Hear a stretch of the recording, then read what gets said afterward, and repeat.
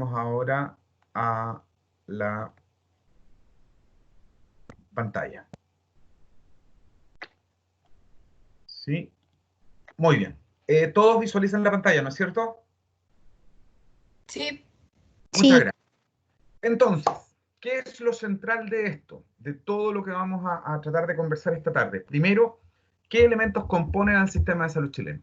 Segundo, ¿cuáles son las características del sistema de salud chileno comparado con otros? Determinar las características del sistema público y el privado en salud. ¿Qué organismos le componen, por ejemplo? Y reconocer las organizaciones que componen el sistema de salud chileno en su conjunto y cuáles son sus funciones. Nosotros esto lo vimos el año pasado. En varias asignaturas lo tocamos, ¿no? Lo tocamos un poquito en iniciando trabajo comunitario, lo tocamos más profundamente en introducción a los estudios profesionales. También repasamos un poquito en enfermería del ciclo vital. Así que yo esperaría que cualquiera de ustedes, queridos y queridas estudiantes, podría decirme cuál es el organismo que regula, el organismo rector del sistema de salud en Chile. El Ministerio de Salud. Muy bien. ¿Y cómo se llama el ministro de Salud? el Mañalich. El señor Jaime Mañalich, ¿no es cierto? Y cuéntenme, el ministerio se subdivide para mejorar la gestión en dos subsecretarías. ¿Se acuerdan cómo se llamaban? El Ceremi Regional, ¿eso? Ya, bien, pero quedémonos en ese. Está bien, es un componente del sistema. El secretario regional ministerial, ¿cierto? El secretario regional ministerial es el representante del ministro en términos de autoridad sanitaria en la región, ¿sí? Pero el Ministerio de Salud se subdivide en dos grandes eh, subsecretarías, que ustedes la deben haber visto muchas veces cuando ven al ministro que sale en las noticias, sale acompañado de dos personas, ¿sí? Un varón delgado, alto. Redes asistenciales. Exactamente. Y la otra se llama, ¿cómo se llama la otra subsecretaría? No sé. De Salud Pública. ¿Ya? Entonces, el ministerio, liderado por don Jaime Mañalich, se subdivide en dos subdirecciones, subsecretarías, perdón. Una es de redes asistenciales, que lidera don Arturo Zúñiga, que es un ingeniero, creo que por primera vez ponen un ingeniero en esa subsecretaría, y por el otro lado la subsecretaría de Salud Pública, que lidera la señora Paula Daza. ¿De acuerdo? Toda esta gran estructura del ministerio se representa a nivel regional a través de la Seremía de Salud. ¿Cómo se llama el Seremi de la región?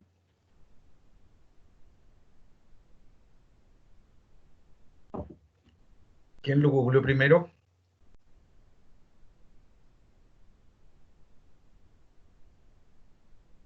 ¿Nada? Profe, no escuché la pregunta. ¿Puede ¿Cómo repetirla? se llama el Seremi, el secretario regional ministerial de salud en la región de Coquimbo? No lo sé. Alejandro. ¿No? ¿Nadie? Oye, se ha estado hasta con nosotros en la universidad. ¿Se acuerdan o no, chiquillos? ¿No? ¿En serio? No. Ya, tarea para la casa entonces. Deberían conocer nuestras autoridades, pues chiquillos, y sale siempre, además salen las noticias, salen todos lados. A ver, bueno, ya. Se llama Alejandro García, es tecnólogo médico. Es tecnólogo médico, es académico y está a cargo de la Secretaría Regional Ministerial de Salud. Y en la Secretaría Regional Ministerial de Salud también hay dos subunidades. Dos subunidades que representan a estas subsecretarías que provienen del Ministerio de Salud. Vamos avanzando entonces. Esta cosa se pega un poco, pero ya, bueno. Nosotros ya hemos conversado latamente, creo, de qué es un sistema de salud. Son todas las organizaciones, instituciones y recursos cuyo objetivo es mejorar la salud de la población. Para ello, todos tenemos clarísimo que un sistema de salud necesita recursos financieros, infraestructura, suministros, transportes, comunicaciones. Pero lo más relevante es su capital humano. Yo, como ya lo he dicho en reiteradas oportunidades, yo no hablo de recursos humanos. Para mí las personas no son recursos, son el capital de la institución. Y por lo tanto esto tiene que estar orientado y dirigido. ¿Quién lo dirige? la política pública. ¿De dónde emerge la política pública? Desde el Ministerio de Salud. Y desde ahí entonces se generan los objetivos sanitarios que como país debemos alcanzar. Lo que conocemos de los servicios de salud, y ustedes recordarán, obviamente, desde las clases de enfermería, introducción a los estudios profesionales, que habían tres grandes sistemas de salud, ¿no? Los privados, que son sistemas representativos de países como Estados Unidos, el sistema privado chileno, por ejemplo. Otros sistemas universales, que tienen un solo sistema de salud, como el Reino Unido, como Francia, como los países escandinavos. Si ustedes vieron las noticias, cosa que seguramente hicieron, se dieron cuenta que don Boris Johnson, primer ministro del Reino Unido, bueno, ahora Inglaterra, porque por el Brexit se separó, ya no es todo el Reino Unido, pero don Boris Johnson, damas y caballeros, él se atendió y estuvo en cuidados intensivos en un hospital público. Ese es un sistema universal. Y un sistema como el nuestro, mal llamado mixto, donde coexisten dos sistemas, uno público y uno privado. Uno público, malamente financiado, porque tiene que hacerse cargo del 72%, 73% de la población, y un sistema privado, altamente financiado, con un sistema de ISAPRE, que solamente acoge a entre el 16 y 18% de la población. Entonces, malamente podría ser mixto, ¿no? Porque hay claramente una inequidad, una desigualdad entre ambos sistemas. Sin embargo, ambos deben de proveer servicios a través del, como ya hemos dicho, aquí esto lo dice la Organización Mundial de la Salud. Bueno, reitero que a mí no me gusta hablar de recursos, sino que de capital humano. Y por supuesto, el financiamiento y la gestión para proveer los servicios a través de la Subsecretaría de Redes Asistenciales y la de Salud Pública. No olvidar que el Ministerio de Salud y en tanto sistema de salud, el sistema privado y el público, ambos responden al ministerio. No es que el privado vaya por su línea y el de salud por su propia línea, no. Ambos sistemas responden al Ministerio de Salud. Bien, esto ya lo hemos comentado también en otras oportunidades. Perdón, déjenme... Disculpe, dígame. ¿podría aceptar a Francisco que Lo necesita... acabo de aceptar. Ah, ya, gracias. Es que el sistema trato de saltar desde la presentación a la pantalla y se demora una enormidad. Esa es la verdad. Bien, entonces, el sistema se regula, ¿no? Para que haya una entidad administradora y haya financiamiento. Desde ese punto de vista, el financiamiento proviene de diferentes áreas. Por un lado, proviene desde el sistema público propiamente tal y de los impuestos del Estado, y por otro lado, de las cotizaciones individuales que cada uno de nosotros hace. Pero para ellos hay una entidad administradora. Primero, la unidad rectora del sistema, que como ustedes saben es el ministerio, que orienta y supervisa toda la operación. Pero para ello requiere recursos. Bueno, hay aportes del Estado, como lo vimos en las sesiones anteriores, hay aportes individuales, hay otros aportes que hace el empleador, como vamos a ver en un momentito más, y hay otros aportes que hacen directamente, que tenemos que hacer directamente los usuarios. Todo esto, como ven, en términos de aportes, lo utilizan los usuarios o beneficiarios, en el fondo, que somos nosotros, y para ello hay un grupo de entidades que se encargan de administrar esos recursos, que son, por un lado, FONASA, el Fondo Nacional de Salud, ente eminentemente público, y por otro lado, las ISAPRES, Institución de Salud Previsional, que representa el mundo privado y en el cual se funciona a través de una cotización individual. ¿De acuerdo? Como les decía, desde mi óptica, mi análisis crítico establece que este no es un sistema mixto, pero el ministerio lo declara como mixto. Eso es lo que quiero decir. Yo no puedo contradecir al ministerio. El ministerio dice que es un sistema mixto. Desde mi modesta posición, no lo es, producto que la provisión de servicios y la gestión de financiamiento, hay una inequidad enorme entre uno y otro. Y recordar, como siempre, que el financiamiento del sistema público y privado en su base siempre es público. Por ejemplo, y aquí espero no herir susceptibilidades, pero el actual ministro, don Jaime Mañalich, fue gerente histórico de la Clínica Las Condes. ¿Y saben cuál era la institución que más servicios le prestaba al sistema público? Justamente la Clínica Alemana. Es decir, los fondos públicos de los chilenos iban a dar a la clínica alemana. Ah, pero por culpa de la clínica alemana o del ministro, o del ahora ministro, no. Porque el sistema público no era capaz de, digamos, satisfacer la demanda de las personas.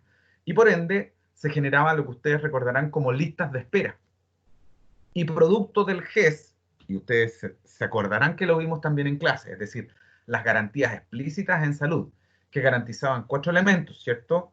Financiamiento, oportunidad, ¿qué más?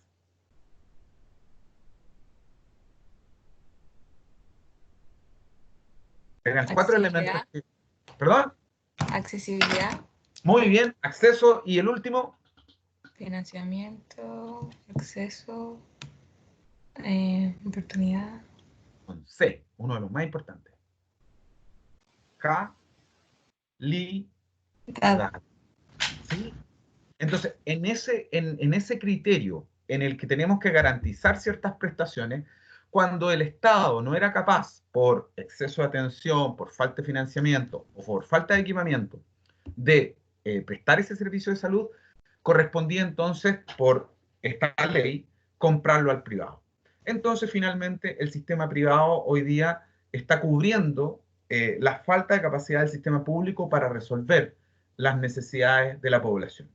Por lo tanto, este no es un tema, y en esto quiero ser muy claro, no es la culpa ni del sistema público ni del privado, sino de una organización del sistema que nos ha ido dando cuenta de una figura que nos oriente. Es decir, queremos un sistema donde lo que prevalezca sea la capitalización individual, es decir, su cuenta, lo que usted es capaz de ahorrar, el dinero que usted tiene, o un sistema que a partir del aporte que usted pueda hacer, pero que las demás entidades también puedan hacer, se genere un sistema más solidario, ¿no? Entonces, en el marco de la crisis que estamos viviendo hoy día, ustedes pueden ver cómo, al ser un sistema, el chileno en términos generales, educación, salud, trabajo, un sistema de capitalizaciones individuales, aquí cada quien se rasca como puede. Y el Estado va a hacer esfuerzos desde el punto de vista también desde lo individual, subsidios, bonos y demás.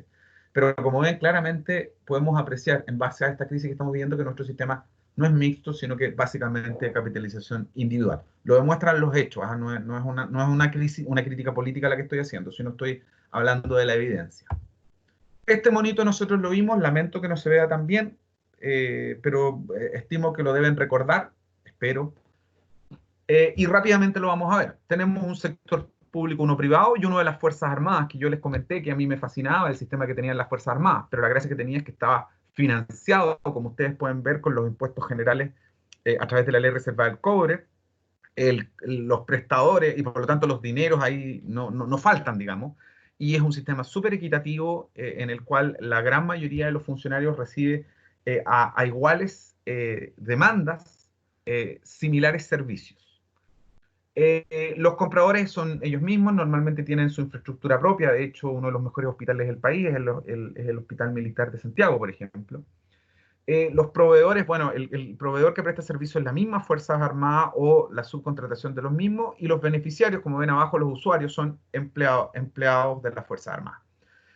Los que no formamos parte de las Fuerzas Armadas nos tenemos que contentar y alegrar con el sistema público, que como ustedes saben recibe aportes directos del Estado a través de impuestos generales, el 20% que usted paga cada vez que compra pan, agua, lo que sea.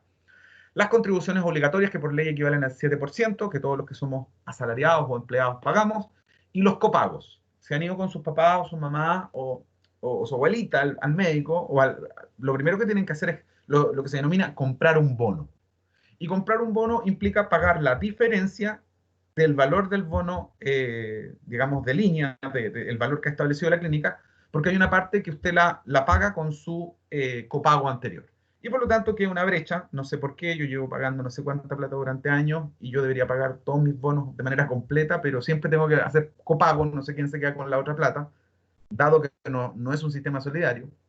Pero en fin, y todo esto, el copago, la contribución, perdón. Profe, disculpe, ¿puede explicar otra vez lo del copago? Ah, por supuesto. Cuando nosotros por ley, usted que trabaja, por Estefanía, ¿cierto? A usted le hacen un descuento por planilla, que es el 7% de su salario imponible. Por ley, debe ser asignado y administrado por alguna institución que usted decida, FONASA o ISAPRE.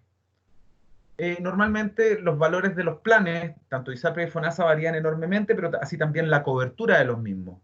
En tanto varía esta cobertura y el financiamiento, uno decide dónde se va. ¿Sí? Entonces, una vez que usted tiene todo este descuento mensual todos los meses, que no es menor, y usted posteriormente se va a atender a un centro de salud, le van a decir, bueno, la prestación vale tanto, tanto le cubre su ISAPRE. El resto lo tiene que pagar usted. ¿Me explico? A eso se refiere el copago. Ya, profe, gracias. Y a su vez, aquellos que son más beneficiarios, que tienen mejor, disculpen, están más privilegiados aún, o tienen la posibilidad de trabajar en una empresa que los apoye, tienen la posibilidad de tener un seguro complementario, porque no todos tienen esa posibilidad.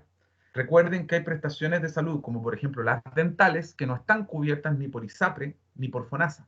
De tal forma que si usted no tiene seguro de salud, las prestaciones odontológicas tiene que pagarlas, a menos que esté en FONASA. ¿De acuerdo? Bueno, entonces, finalmente, el pago, ya sea en el sistema público o en el privado, se realiza a través de sus cotizaciones por ley, a través del copago y en algunos casos si tiene un seguro complementario. Seguimos entonces con FONASA. Por otro lado, existe el sistema que administra la atención pública, atención primaria de salud, que son los municipios. Estas entidades financian el sistema de salud a través de los impuestos municipales, partes y todo lo demás que ustedes conocen.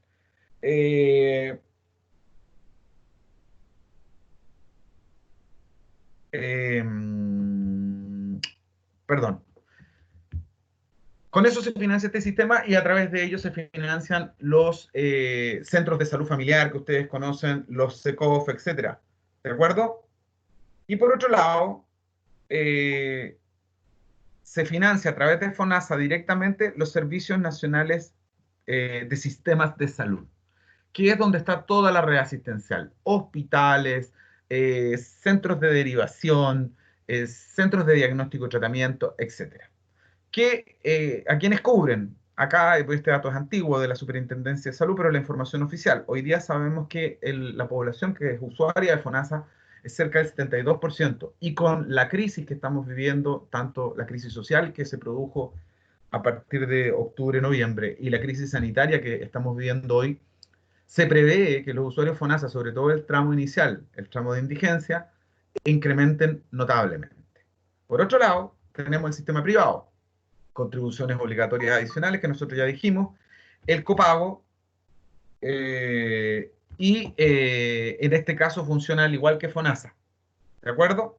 Van a proveedores privados, la ISAPRE va a proveedores privados que normalmente, y ustedes se darán cuenta, lo pueden conversar con sus papás, normalmente están obligados a utilizar los sistemas que solo la ISAPRE determina que use. Es decir, usted no tiene libre elección.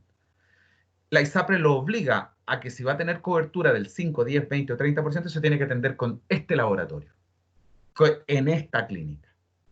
¿Qué es lo que sucede con eso? Y ellos lo presentan como que son sus beneficios, pero la verdad de las cosas es que lo que está sucediendo ahí se denomina, en términos técnicos, integración vertical.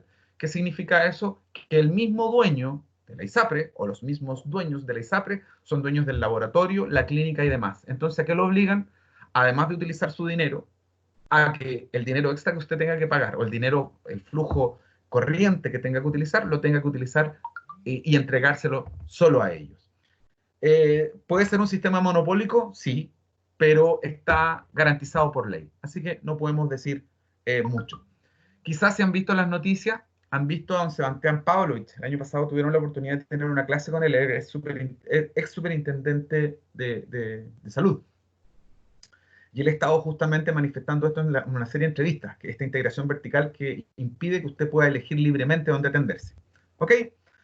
Bueno, sabemos que a la ISAPRE están afiliados mayormente las personas de clase media alta y normalmente con mejor provisión de servicios que el sistema público, normalmente. Por otro lado están las empresas, como ustedes saben, las mutualidades, que son varias, nosotros habitualmente mal llamamos a la mutual y asumimos como que es la mutual, pero la verdad la cosa es que la que llamamos la mutual habitualmente es la mutual de la Cámara Chilena de la Construcción, y es tan mutual como la Asociación Chilena de Seguridad, OACH, o como el Instituto de Seguridad del Trabajo, el IST. Todos ellos tienen proveedores privados, y lo que pretenden a través de las empresas es proteger la salud y seguridad, pero de los trabajadores, ¿ok?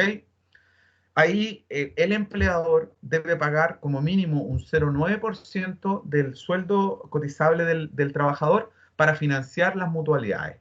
Y dependiendo si la empresa, por ejemplo, tiene muchos accidentes, muchas enfermedades, se incrementa esta cotización que se denomina cotización adicional diferenciada. Entonces, las empresas pagan 0,9 para cuidar de accidentes profesionales y accidentes del trabajo. Y por otro lado, sabemos que tenemos personas en Chile que son multimillonarios, sabemos de la cantidad de familias, 9 si no me equivoco, que son dueñas del 80% del Producto Interno Bruto del país. Ellos obviamente que reciben prestaciones en privado y están dirigidos a esta clase alta. Ya habíamos comentado lo de las Fuerzas Armadas, por lo tanto continuamos. Esquema muy básico de cómo se financia el sector salud, creo haberlo explicado. Trabajadores y grupos familiares aportan el 7%. Aquí también puede haber una voluntaria si usted compra un programa de mayor valor en la ISAPRE. El aporte del Estado, que es un aporte fiscal, y en el caso de la cotización del 7% va directa a FONASA. Cuando es ISAPRE está este adicional voluntario porque usted paga más por un plan. Y además, ese 7% que usted está poniendo tanto en FONASA como en ISAPRE, tiene que complementarlo con un copago. Cuando el arancel establecido para esa prestación excede el 7%. Ustedes lo viven también con las becas y los beneficios, pues chiquillos universitarios. Cuando la beca o el beneficio no cubre el 100% del arancel, ustedes tienen que pagar un diferencial. Eso es exactamente lo que sucede en el sistema de salud. La diferencia está en que ustedes pagan por 5 años. En el mundo laboral pagamos desde que comenzamos a trabajar, pero a pesar de pagar toda la vida una cantidad no menor de recursos, igual tenemos que hacer copago. No sé por qué siempre estamos en deuda, pero es algo que vamos a tener que corregir en el sistema y es el rol que tenemos en adelante cuando volvamos a reintegrarnos, a conversar, a dialogar. ¿Cuáles van a ser las propuestas que van a emerger de los futuros enfermeros y enfermeras de la Universidad Central? Además de salir a protestar y salir a marchar, como lo han hecho muchos durante todo este tiempo, también esta vez va a ser nuestra responsabilidad generar propuestas. ¿Generar propuestas para quiénes? Para los financiadores, para FONASA, cómo regular el verdadero valor de las prestaciones, para el prestador, el Sistema Nacional de Servicios de Salud, y el regulador, que son el Ministerio de Salud y algunos organismos dependientes, como habíamos visto nosotros el año pasado. ¿Se acuerdan? Porque lo hemos escuchado harto durante estos días. ¿Cuál es el laboratorio nacional de referencia? Es decir, el laboratorio al que van todas las muestras de cualquier examen y que tienen que ser validadas como positivas, es decir, que fueron tomadas de manera válida y confiable.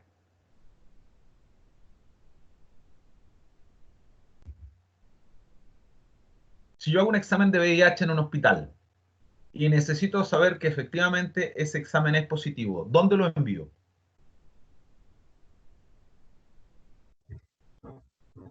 A Santiago. A Santiago, ¿cierto? ¿Pero dónde? ¿A qué ¿Al institución? INS? ¿Perdón? ¿INS? ¿No? No, ¿A la Chile? ¿No? tampoco. Laboratorio Nacional de Referencia. El Instituto de Salud Pública, mis estimados chiquillos. ¿Sí? Ese es un órgano dependiente. Estos tres elementos componen el subsector público de salud en Chile. Un organismo financiador, que es el Fondo Nacional de Salud, que recibe montos del Estado y del 7% de la cotización adicional, de la cotización. El prestador, que es el Sistema Nacional de Servicios de Salud, hospitales, centros de salud familiar, centros de diagnóstico y tratamiento, etc. Y el regulador, el Ministerio de Salud y todos los organismos dependientes. ¿Se acuerdan de la Cenabast? Sí. ¿Qué era la Cenabast? ¿El Servicio Nacional de Abastecimiento? Muy bien. ¿Y qué hace el Servicio Nacional de Abastecimiento? ¿Abastece con fármacos o insumos? Exactamente. La CENABAST es un organismo dependiente del Estado, a través del cual se firman convenios con diversas entidades del mundo entero para obtener insumos, materiales, fármacos y demás a precios que no sean de mercado, es decir, a precios de mayorista y por lo tanto sean más económicos. Pero a su vez tiene el rol de distribuir, de acuerdo a las necesidades, a través de toda la red asistencial. Muchas gracias. ¿Quién conforma el sector privado? Los financiadores, el Instituto de Salud Previsional, la ISAPRE, como ya sabemos, y las mutualidades, que recuerden, son 4. Yo recién mencioné 3 nomás, me faltó una, que es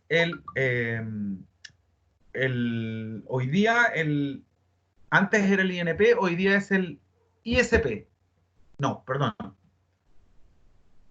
Antes era el INP y hoy día el Instituto de Seguridad del Trabajo, el IST.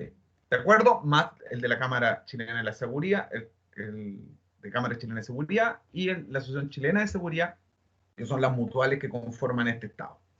Los prestadores, profesionales y centros asistenciales privados, médicos que atienden de manera privada, los odontólogos, las clínicas, los centros odontológicos, etc. ¿Y quién regula? Sigue regulando el Ministerio de Salud y los organismos dependientes, como los que habíamos mencionado. ¿Quiénes en definitiva componen el sistema de salud? El Ministerio de Salud, Secretarías Regionales Ministeriales, los servicios de salud, perdón, la Central de Abastecimiento de la que hablábamos recién, el Instituto de Salud Pública, que también lo comentamos, la Superintendencia de Salud, que es la encargada de velar por el cumplimiento de toda la normativa que rige el sistema de salud, y por supuesto FONASA e ISAPRE. Bien, ¿cómo se organiza el ministerio? Ya lo habíamos dicho, entonces, subsecretarías de redes asistenciales, subsecretaría de salud pública, las redes asistenciales coordinan el sistema de salud y la subsecretaría de salud pública a nivel regional es llevada por la Seremi. Por eso, entonces, es que en nuestra región tenemos al Servicio de Salud Coquimbo, que está ubicado en la Plaza Buenos Aires, que ustedes lo ven siempre, ¿no? Y tenemos la Secretaría Regional Ministerial ubicada, se me olvida el nombre, no podría darles el dato, pero está en el sector sur, donde está la Corporación del Deporte. No sé cómo se llama ese sector, muchachos, si alguien me puede ayudar, aquí en La Serena. Bueno, continuamos entonces. La red asistencial, ya lo habíamos dicho, compuesta por todos los establecimientos públicos, municipales, de atención primaria, y también los privados que estén en convenio con la red asistencial. Los niveles de atención, algo que es muy importante que nosotros vimos en su momento. El primer nivel, que es ambulatorio, que se desarrolla fundamentalmente a nivel de centros de salud primaria, como son los centros de salud familiar, los centros de diagnóstico y tratamiento, etc. Un segundo nivel donde sigue atendiéndose ambulatorio, pero ya hay hospitalización, los hospitales de menor complejidad. Y un tercer nivel donde hay hospitalización de especialidad, traumatología, cardiología, traumatología. Y luego cuando tenemos un cuarto nivel donde están los cuidados intensivos, que hoy día están muy en boga, por supuesto, como ustedes comprenderán, producto de la pandemia, ¿no? Ese es el cuarto nivel. El nivel primario de atención, ¿quiénes lo componen? Como ya dijimos, atención ambulatoria y generalista, es decir, aquí no hay especialistas. Estaciones médicos rurales, postas rurales, que ya que cada día quedan menos, los consultorios rurales y urbanos, que hoy día prácticamente están desapareciendo, centros de salud generales, que también deberían estar desapareciendo, y transformándose en centros de salud familiar. Así como también centros de salud comunitarios, algunos centros médicos comunitarios y algunas consultas médicas particulares. Nivel secundario de atención, aquí están los CRS, como ustedes ya los conocen, Centro de Referencia de Salud, los CDT, como el que están construyendo en la ex cárcel, ¿no? Como Centro de Diagnóstico y Tratamiento, algunos centros médicos y las consultas médicas particulares, como ustedes lo saben. En el nivel terciario ya tenemos internación de pacientes, es decir, hay hospitalización, y aquí están todos los hospitales, de diferente complejidad, alta, moderada y baja. Por ejemplo, hoy día en la región vamos a tener 3 hospitales de alta complejidad: Coquimbo, La Serena y Ovalle. Pero hay otros de complejidad moderada, como puede ser el de Illapel, y otra de baja complejidad, como puede ser, por ejemplo, el de Vicuña. Sin embargo, son todos hospitales. ¿En qué varía esa complejidad? Varía efectivamente en la capacidad resolutiva. Aquellos hospitales que pueden atender todas las áreas, pediatría, adulto, etcétera, se denominan de alta complejidad. Los de moderada, bueno, está en la siguiente diapositiva, que dice en relación con que hayan 2 tipos de hospitales primero: los autogestionados en red y los de menor complejidad. Los autogestionados en red son estos hospitales de alta y mediana complejidad, como yo les digo, porque incluyen el desarrollo de especialidades. Eso es lo más importante. Y tienen una organización administrativa donde hay una dirección médica y una subdirección del cuidado que habitualmente está a cargo de enfermería. Mientras que los hospitales de menor complejidad pertenecen normalmente, dependen del servicio de salud y tienen un rol determinado en la red correspondiente. ¿Esto qué significa? Que están incluidos dentro de la red de atención primaria. Por lo tanto, son centros a los cuales se tributa pacientes de los centros de atención primaria, de los centros de salud familiar.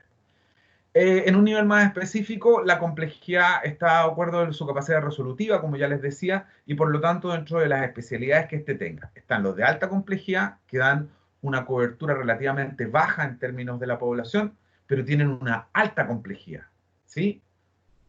Baja cobertura, alta complejidad. Los hospitales de mediana complejidad, evidentemente que son medianos, es decir, tienen tanto mediana cobertura como mediana complejidad, y los hospitales de baja complejidad claramente tienen una alta cobertura, es decir, muchas personas capaces de atender, pero con bajo nivel de complejidad. Normalmente estos hospitales se tributan los pacientes, es decir, el paciente que es atendido y es diagnosticado con alguna patología grave en un hospital de baja complejidad no puede ser tratado ahí, sino que es derivado inmediatamente a uno de mediana complejidad. Y a su vez, el paciente que se complejiza estando en este hospital de mediana complejidad, es decir, hay que intervenirlo y la intervención requiere una atención especializada con respiradores autónomos o un tratamiento intensivo, requieren ser derivados a la alta complejidad. Esa es básicamente la forma en que estos hospitales se relacionan. Fíjense, para terminar esta parte y dar apertura a que respiren primero que todo y también a que puedan hacer consultas. Aquí tenemos unos indicadores específicos para diferenciar la clasificación de estos centros hospitalarios por su nivel de complejidad. En los autogestionados en red, los de alta complejidad son aquellos hospitales que tienen entre 301 a 605 camas. Los de mediana complejidad, 31 a 300, y los de baja complejidad, de 8 a 30 camas. Y la principal característica es que en los de alta complejidad hay residencia médica, hay una urgencia, hay camas críticas, hay pabellón, hay área de hospitalización.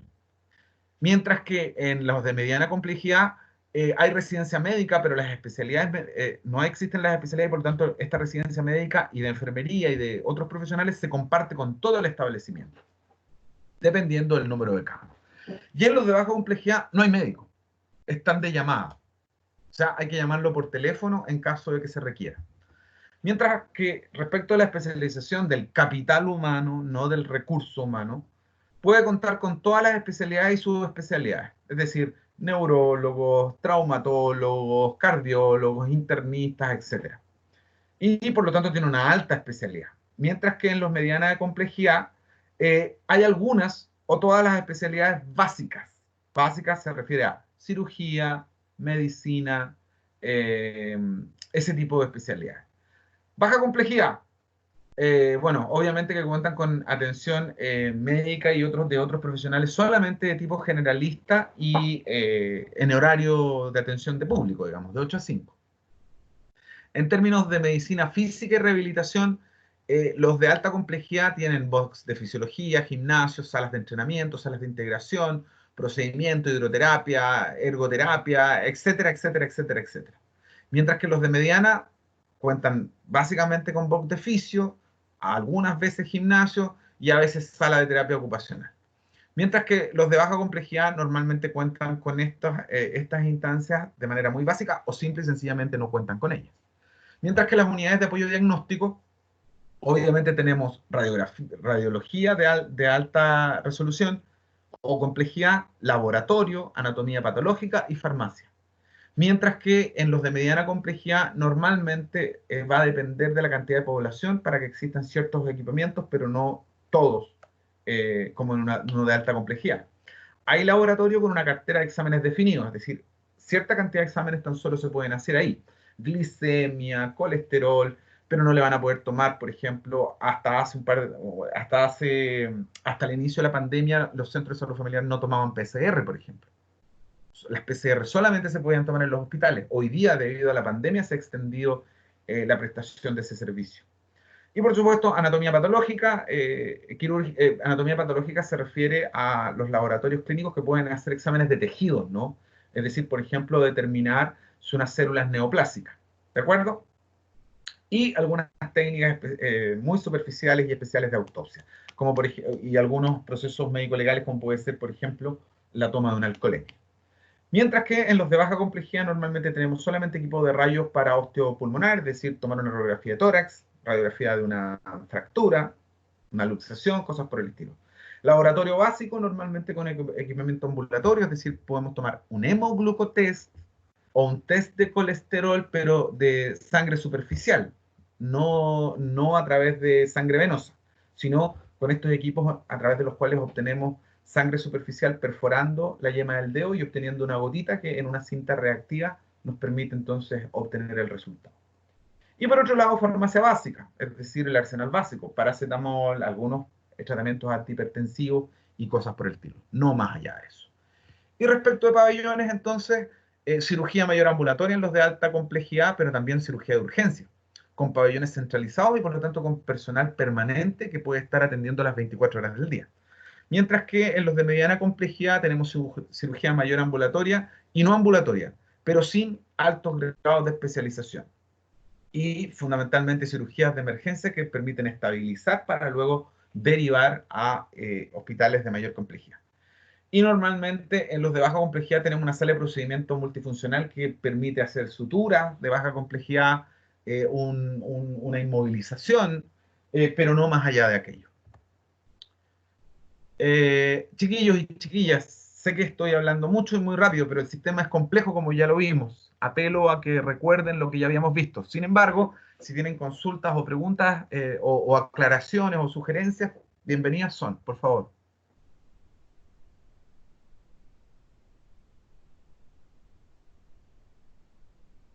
Ya, si no las hay, o si están durmiendo, puedo continuar. Bueno, el Fondo Nacional de Salud, conocido por todos como FONASA. Primero es un organismo autónomo del Estado que está encargado de recaudar todos los recursos que se ingresan a través del Ministerio o a través del 7% y posteriormente distribuir estos recursos dentro de la red asistencial para que se puedan prestar los servicios efectivamente. Por lo tanto, financia las prestaciones de salud, paga los insumos, los materiales, pero también paga al personal que hace esas prestaciones. Y hace la tuición y fiscalización del financiamiento, es decir, regula a las entidades para que gasten el dinero en lo que efectivamente está mandatado por ley. Los grupos de FONASA también los vimos el semestre pasado, ¿no? El tramo A, que evidentemente está dirigido a personas carentes de recursos y hoy día incluye a los migrantes y también a los indigentes, es decir, personas que no cotizan, no tienen trabajo o tienen trabajos que no cotizan. En este caso, recuerden que un estudiante como ustedes que no trabaja, se dedica a estudiar, pero por alguna razón no está, digamos, afiliado ni a FONASA ni a ISAPRE, pasa automáticamente a ser FONASA tramo A. Recordarles también que si ustedes no tienen hoy día, no están en FONASA y no tienen ISAPRE, la recomendación para que puedan hacerlo es que se tienen que acercar e inscribirse en un centro de salud familiar y con ello automáticamente pasan a ser FONASA tramo A. Bueno, a este grupo se le bonifica el 100% de las atenciones en la red de atención pública. Es decir, usted paga 0 si se atiende en el sistema de atención pública, hospitales, centros de salud. ¿De acuerdo? Pero sí, tiene la limitante que es obligatorio. Es decir, usted solamente se puede atender en el sistema de salud público. No puede atenderse en el sistema privado porque si lo hace, va a tener que pagar toda la prestación. El tramo B, personas que perciben un ingreso imponible mensual o menor o igual a 319.000, bonifican el 100% en las atenciones de salud de la red pública en atención institucional. Y pueden comprar bonos en establecimientos privados, pero que normalmente son caros. Aquí ya comienza a regir lo que nosotros conocimos el semestre pasado como modalidad de libre elección. El tramo C son personas que perciben entre 319 y 465.000, con 3 o más cargas familiares pasan a tramo B, ojo, pero con menos de 3 tienen una bonificación del 90% en las atenciones de salud en la red pública y también pueden comprar bonos bajo la modalidad de libre elección. El tramo D son personas que perciben un ingreso imponible mensual mayor a 465.000 pesos con 3 o más cargas. Ya lo dijimos, pasarán inmediatamente al tramo C. Menos de 3 cargas tiene una bonificación del 80% en las atenciones de salud en red pública, modalidad MAI o modalidad de atención institucional, y también pueden comprar bonos. Obviamente que la bonificación siempre es baja, entonces los que en algún momento quedábamos por nuestros sueldos en tramo B, cualquiera de ustedes como profesional de la enfermería va a estar lejísimos del tramo D, va a estar en el tramo D, lejísimos del monto mínimo, y por lo tanto se van a dar cuenta que cuando vayan a comprar bonos, que fue lo que a este relator le ocurrió, es que me daba cuenta que cuando me iba a atender al sistema público, claro, me bonificaban el 80%, pero quedaba en lista de espera. Mientras que si iba a la ISAPRE, me bonificaban nada, 10%, 20%. Entonces el mismo sistema me obligó a cambiarme a la ISAPRE. Entonces es un sistema que desde mi óptica es perverso, porque usted no tiene ningún incentivo para permanecer en el sistema público y financiarlo. Por el contrario, todo sueldo superior al valor que aparece en el tramo D es prácticamente obligado a trasladarse a ISAPRE. Por esa razón, la lucha por un sistema único de salud o un sistema de seguro salud universal, como hay en Inglaterra, en Francia y en otros países, pudiese ser una opción y una oportunidad a desarrollar en el futuro. Bueno, la atención para todas las personas FONASA es gratuita en los CESFAM. Como ya habíamos dicho, en la modalidad institucional van a tener diversos niveles, 90, 80, van a andar en ese rango. Y en la modalidad de libre elección, ustedes saben que va a depender del valor que cobre la ISAPRE. Las ISAPRES son compañías aseguradoras de salud y se relacionan solamente con prestadores privados. En tal principio, ustedes yo creo que lo comprenden claramente, estas entidades están reguladas por el sistema de salud claramente, pero como ustedes ven hoy día el ministerio no puede evitar que las ISAPRES suban los montos de los planes, solo logra posponerlo para 3 meses más. Y obviamente, conociendo a las ISAPRES, esto no es ninguna falta de respeto a nadie, conociendo lo que han hecho las ISAPRES a lo largo de la historia, el monto que iban a incrementar hoy día, si equivalía a un 0,4%, les puedo asegurar que en 3 meses más va a equivaler a un 0,5%. ¿Por qué? Porque están reguladas por el mercado y por lo tanto esto es una transacción de bienes y servicios y son entidades mandatadas para ganar dinero. Y eso que no nos sorprenda, esto no es una aberración. Esto está establecido por ley. Todos los prestadores privados en Chile, llámese bancos, ISAPRES, supermercados, ellos no trabajan por solidaridad ni por compromiso, trabajan para ganar dinero, por lucro. Por lo tanto, no nos puede incomodar ni sorprender que eso ocurra, porque eso está mandatado por ley. Y como tal, las ISAPRES operan como un sistema de seguro de salud basado en contratos individuales, que es lo que yo ya les dije. Aquí, entonces, si usted está en una ISAPRE, usted se vale por sí mismo, se rasca con sus uñitas. Aquí no hay un sistema solidario. Los proveedores privados, ya sabemos, son clínicas o profesionales independientes. Lo raro ocurre es que las ISAPRES a usted le obligan a atenderse con tales o cuales prestadores para darle una cobertura de 80 o 90%. Pregúntenle a sus padres o a aquellos que trabajan, lo sabrán. Es decir, ya, usted va a ser de esta ISAPRE XI. Entonces, para usted recibir 80% de cobertura, usted se tiene que atender en esta clínica. Oiga, señorita, pero si yo me quiero atender en esta clínica, no, hay solamente el 20% de cobertura. Se fijan que son incentivos perversos que no permiten la libre elección. ¿Y eso por qué? Porque hay un sistema en el cual se produce esta integración vertical en la cual todos estos organismos pertenecen normalmente a los mismos holding, a los mismos dueños. Esa es la realidad del sistema. No les puedo asegurar que ustedes lean cualquier artículo, van a encontrarse con esa realidad. No es una crítica al sistema, es una evidencia. Por lo tanto, aquí viene la pregunta. ¿Qué ISAPRES conocen, damas y caballeros? ¿Cuántas hay en el mercado?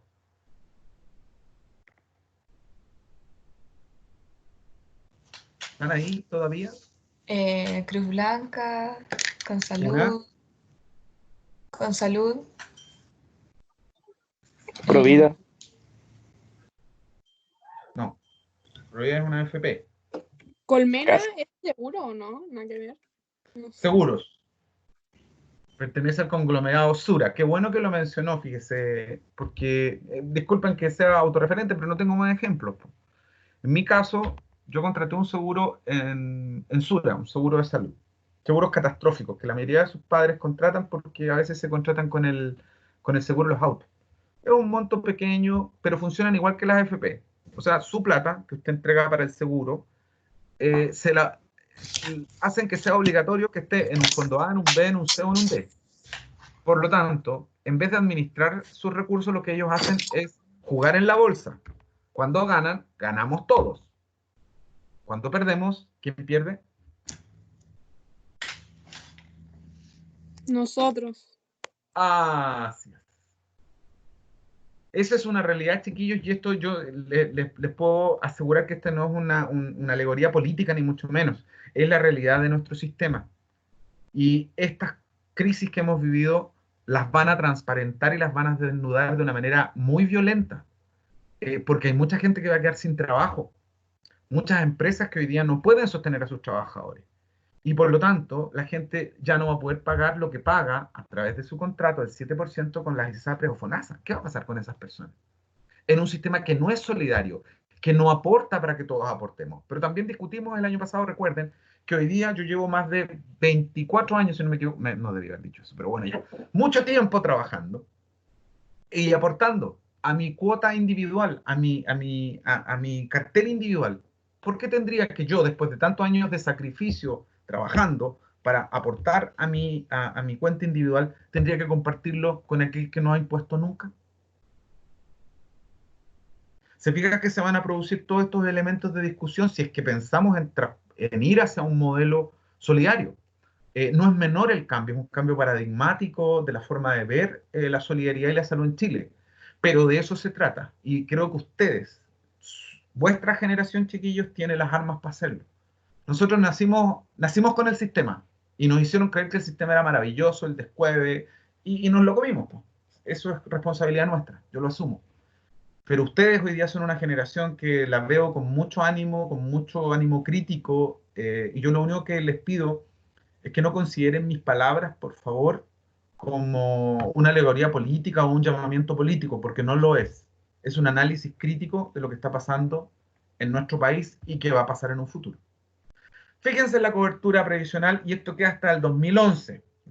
Discúlpenme, yo les mostré el año pasado, revisen las clases, datos hasta el 2017, pero estas clases me las mandan de Santiago y yo estoy obligado a hacerlas, así que parece que vamos a tener que cambiar y hacer las clases que yo hacía mejor.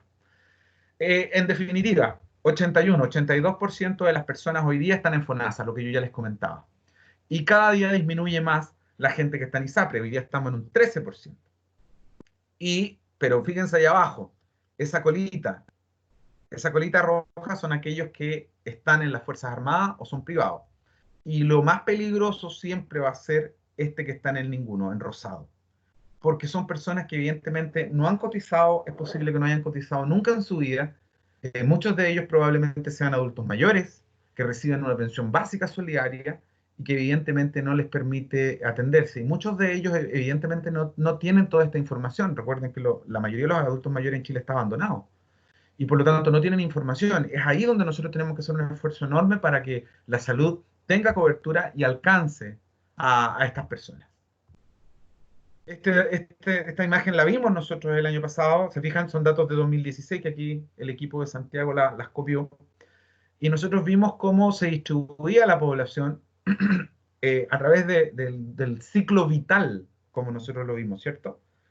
Fíjense cómo el azul, la mujer en FONASA, parte en FONASA, baja en su vida laboral, pero después retorna a FONASA. El hombre exactamente lo mismo. Cómo este sistema nos obliga a que durante la época de mayor productividad le entreguemos nuestros recursos, nuestro esfuerzo y nuestro trabajo al sistema privado. ¿Sí? A 6 ISAPRES en total, chiquillos. Y luego, cuando no les somos útiles, cuando no generamos más recursos, nos devuelve a FONASA para que el Estado se haga cargo de nosotros. Todos los problemas de salud que sufrimos a causa o con ocasión del trabajo, porque fíjense, es la etapa productiva, entre los 24 y los 64 años, hablemos de varones y 60, que ahí están justamente en ese rango las mujeres, es el año el tiempo en que nosotros estamos con mayor productividad.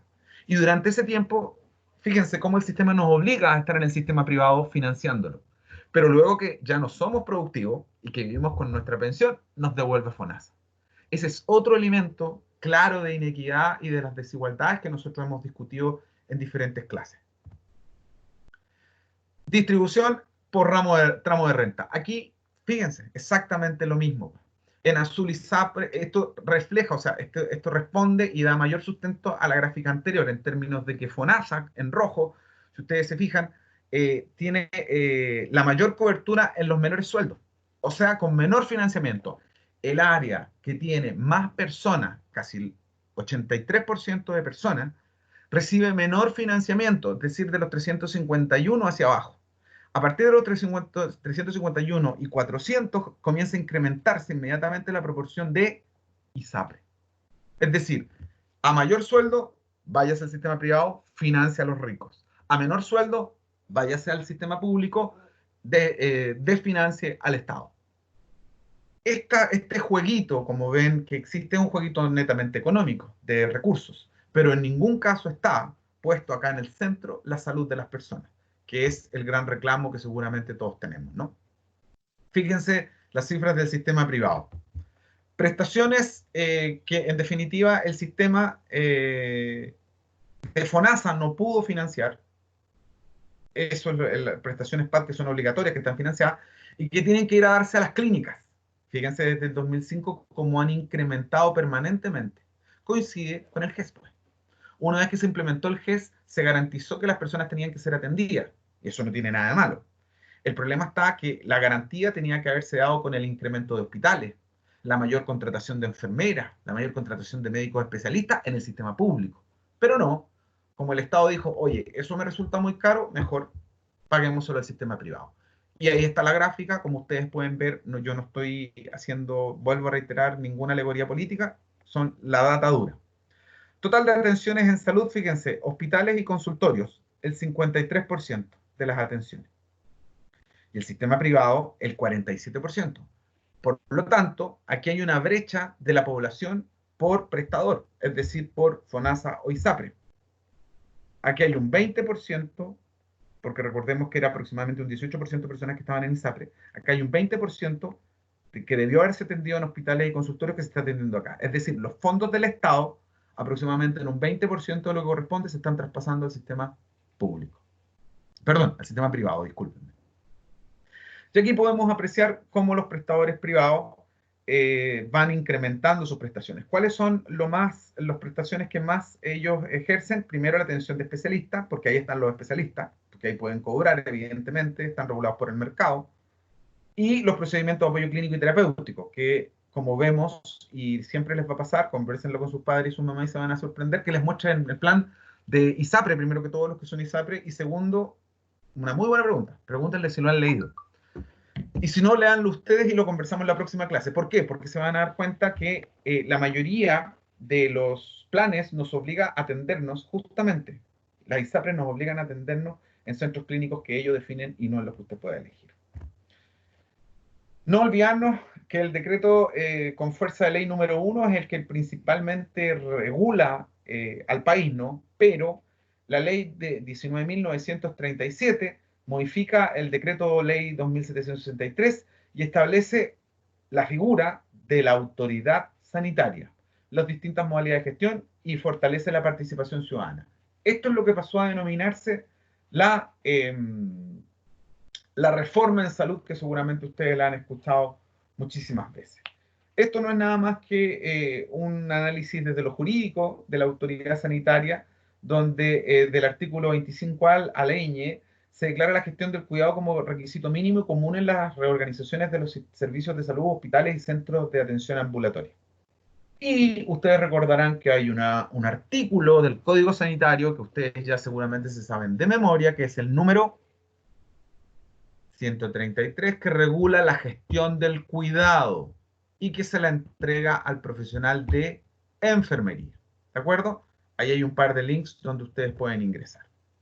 Luego aparece, como ustedes ya saben, la norma número 19, aparte del artículo 133 del Código Sanitario, que es la norma general administrativa número 19, que aprueba la gestión del cuidado de enfermería para la atención cerrada. Es por eso que en los hospitales de mediana y alta complejidad ustedes van a encontrar siempre una subdirección de gestión del cuidado que normalmente debiese estar a cargo de una enfermera. ¿Cuál es el problema?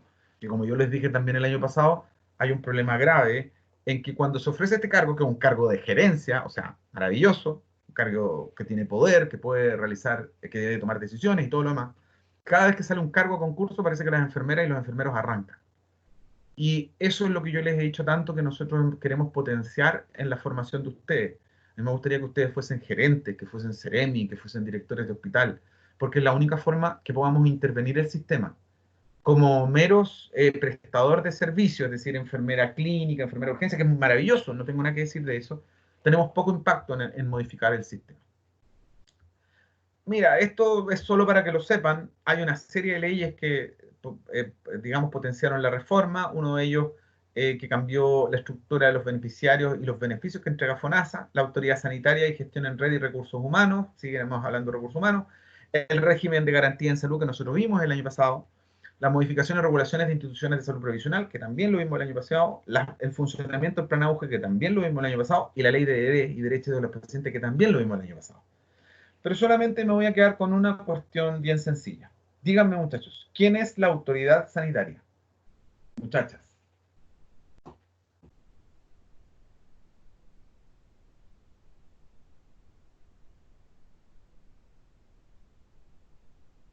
Silencio. Ministro de Salud. Ministro de Salud. Muy bien, exacto. La Autoridad Sanitaria Nacional es el ministro de Salud. Y por añadidura, entonces, ¿quién es la autoridad sanitaria a nivel regional? El Ceremi. El Ceremi de Salud. Y el Ceremi de Salud tiene tanta autoridad que en un caso, por ejemplo, como una pandemia o un brote masivo, o un brote masivo en la ciudad, por ejemplo, podría convocar al alto mando de las Fuerzas Armadas y cerrar la ciudad. ¿Sí? Nosotros hemos visto al presidente de la República hacer ese llamado, pero por una cuestión muy particular de la personalidad del señor presidente de la República. Pero la autoridad sanitaria tiene el poder de hacer eso y mucho más, ¿sí? A través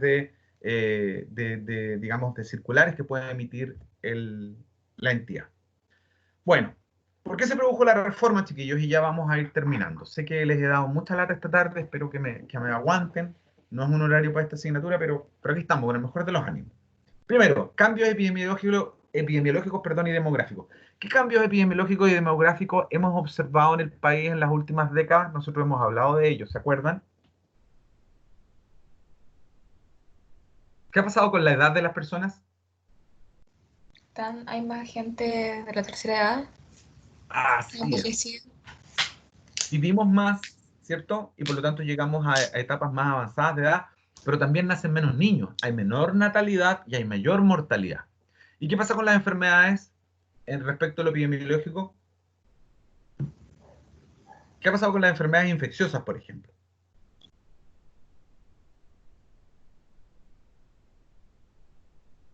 Ya, hasta aquí. ¿Perdón? ¿Han aumentado? Espérenme, es que ese es un muy buen análisis, porque hoy día la literatura va a tener que cambiar completamente. Si ustedes revisan la literatura, y eso es muy, muy bien que lo haya mencionado, Renata fue, ¿cierto? ¿Por qué razón? Fíjense que hasta aquí nosotros hablábamos, hasta los años recién pasados, pero yo les diría que aproximadamente hasta el 2006, nosotros hablábamos que en términos epidemiológicos las enfermedades infecciosas y parasitarias estaban disminuyendo. y estaban incrementando las enfermedades relacionadas a las degenerativas, cardiovasculares, hipertensión, insuficiencia cardíaca congestiva, y las asociadas a los estilos de vida, obesidad, cáncer, etcétera, ¿cierto? Pero hoy día fíjese que nuevamente se produce este cambio epidemiológico, por eso hablamos de transición. Yo en salud pública lo vamos a ver, en salud pública no se habla de cambios epidemiológicos o demográficos, nosotros hablamos de transición, porque el concepto de transición, en el concepto de transición subyace la idea de que esto es permanente. Yo siempre les he hablado de que la salud es un ente dinámico. Y es así como hablábamos de esta disminución de enfermedades infecciosas y parasitarias, y hoy día volvieron, reaparecieron, porque cambiamos el ecosistema, porque dañamos el medio ambiente, y porque hemos actuado de una manera poco razonable con la sociedad, con el ecosistema, en definitiva con la biosfera. Entonces, en resumen, hoy día debemos decir que en términos de cambio epidemiológico, las enfermedades infecciosas y parasitarias están reapareciendo y se profundiza el incremento de enfermedades metabólicas, cardiovasculares y aquellas asociadas a los estilos de vida, como obesidad, tabaquismo, sedentarismo, etc. Por otro lado, la inequidad, como sabemos, en Chile lo que determina el acceso a la salud no es la calidad de los servicios, y esto lo digo a tono personal por lo que he estudiado, lo determina la capacidad de compra. Si usted tiene dinero, puede pagar un plan de ISAPRE y puede atenderse en la clínica XI. Pero si usted no tiene dinero, está obligado a atenderse en el sistema primario, en el sistema de salud pública. ¿Tiene algo de malo el sistema de salud pública? No, nada, por el contrario, es un muy buen sistema, pero está colapsado. Para romper esa inequidad, nosotros debemos fortalecer el sistema público, contratando más médicos, ampliando los espacios, generando mayor infraestructura, obviamente más enfermeras y enfermeros. Recuerden, este dato también se los di el año pasado. La OECD, organismo que nos gusta tanto compararnos como país, ha establecido que deben haber 8.8 enfermeras o enfermeros por cada 1.000 habitantes. ¿Saben cuánto hay en Chile? 3. Entonces estamos lejos de ese estándar. Y eso se traduce en que un servicio con 40 pacientes sea atendido por una o por 2 enfermeras como mucho, ¿no? Y lo otro, por supuesto, la insatisfacción usuaria, que evidentemente la gente manifiesta desde toda óptica en términos de que la satisfacción que ellos sienten con la prestación entregada en un servicio público no es la misma que en un hospital. Perdón, en una clínica, partiendo por la hotelería, ¿no? Si ustedes revisan los cobros en una intervención quirúrgica de una ISAPRE, ahí no aparece día cama. Lo que dice, ¿saben qué es? Es así de sencillo. Hotelería, porque ellos no venden día cama, venden hotel. Entonces, bajo esa premisa hay un alto nivel de insatisfacción usuaria. Entonces, los cambios epidemiológicos demográficos, la inequidad y la insatisfacción usuaria han llevado a que se reforme el sistema de salud. Para ello se definieron primero principios de la reforma, que obviamente son equidad, justicia, financiamiento, calidad, oportunidad, y los objetivos de la reforma que vamos a ver en detalle más adelante. Pero esos objetivos se tradujeron fundamentalmente en objetivos sanitarios: mejorar los logros sanitarios alcanzados, enfrentar los desafíos del envejecimiento, disminuir las desigualdades y satisfacer las necesidades y expectativas de la población, que se relaciona entonces con los fenómenos que estamos viviendo. Pero por otro lado, para alcanzar aquello, había que cambiar el modelo, y ese modelo tenía que hacer énfasis en lo promocional y lo preventivo, en la integración de la red asistencial, que sean una sola red y no grupos separados como nivel primario, secundario y terciario.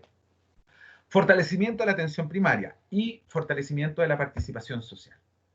Entonces, para ello teníamos que tener solidaridad en el financiamiento, cosa que aún no se produce, seguimos con cotización individual, universalidad y continuidad en la atención a lo largo de todo el ciclo vital. Sabemos que no, el sistema de salud público, al menos en el que yo trabajé durante mucho tiempo, controla junto a la matrona todo el parto y el puerperio. Nace ese niño, lo atiende hasta los 28 días la matrona y nos lo entrega a nosotros, y de ahí nosotros, junto a la nutricionista, junto al kinesiólogo, junto al médico, los técnicos paramédicos, le ponemos las vacunas, lo pesamos, le hacemos estimulación psicomotriz y lo llevamos hasta los 6 años. Y después, a los 6 años, entra al colegio. Y en ese momento lo perdemos. ¿Cuándo vuelve? Vuelve a los 30, a los 35, obeso, infartado, con un accidente vascular, con un cáncer pulmonar, etc. Por lo tanto, aún no lo hemos conseguido tampoco. Garantías explícitas de oportunidad, protección financiera y calidad de acceso, claramente fueron las primeras que el Estado abordó, porque en términos de prestación del servicio son las que más generan impacto, porque en definitiva la persona recibe la prestación. Y por otro lado, la participación ciudadana organizada. Hoy día existen una serie de consejos consultivos.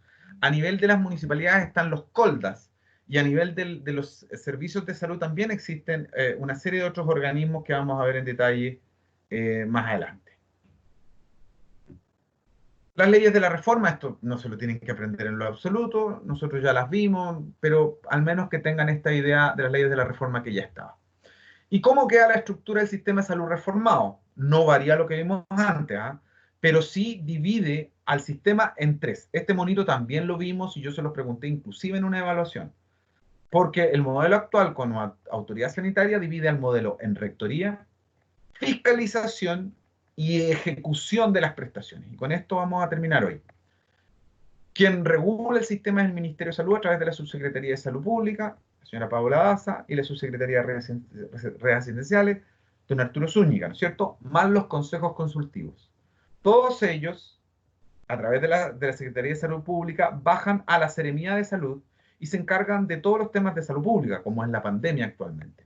Y a través de la Subsecretaría de Redes Asistenciales, a través de los servicios de salud, pero en conjunto con la Seremi, se encargan de todos los servicios en red, todas las hospitalizaciones, las prestaciones de servicio y demás.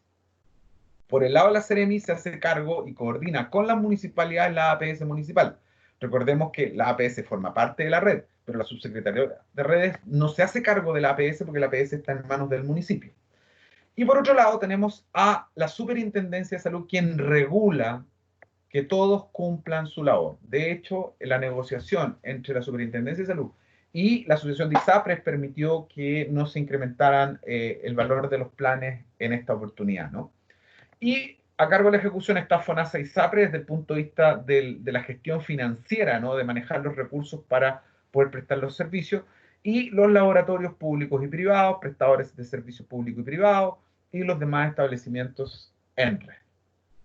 ¿Por qué les dije que íbamos a llegar hasta acá? Porque nosotros vimos el plan auge el año pasado, vimos el algoritmo de priorización, el Estado y en salud pública hay un concepto macro que dice relación con, en salud pública los recursos son siempre limitados, mientras que las necesidades son infinitas.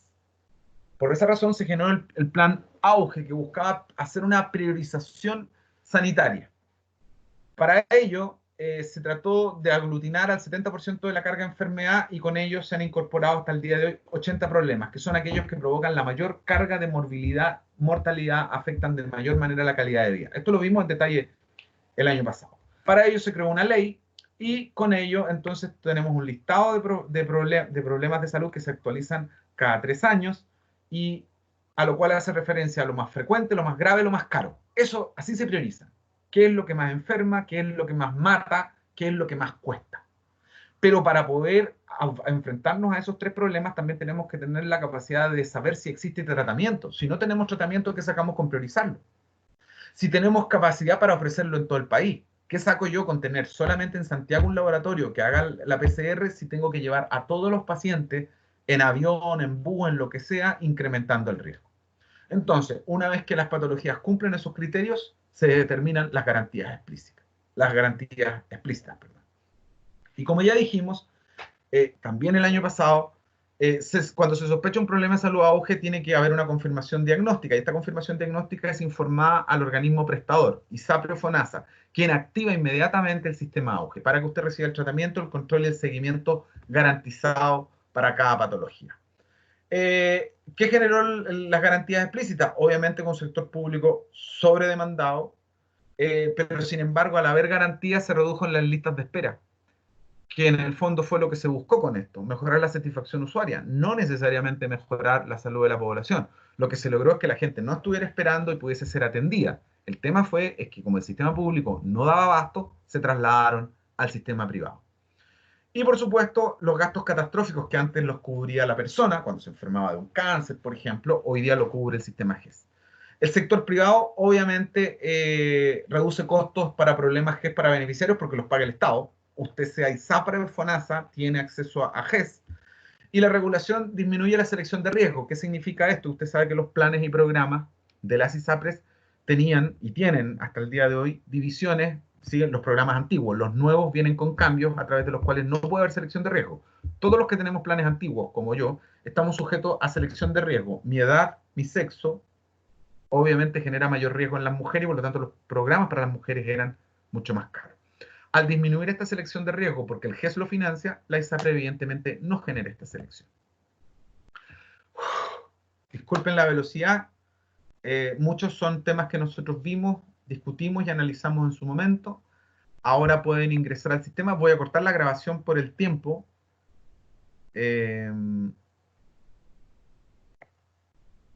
Gracias a los que se quedaron. Sé que no es